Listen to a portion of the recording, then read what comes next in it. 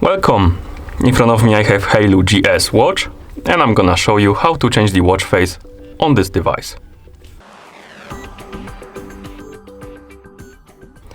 First, we need to wake up the screen on our watch, and you can do it by pressing the side button. After you wake up the screen, make sure you are on the home screen, the current watch face, and then press and hold on the screen to open the watch face menu, like this. And now you can scroll through the list of watch faces by swiping left and right on the screen.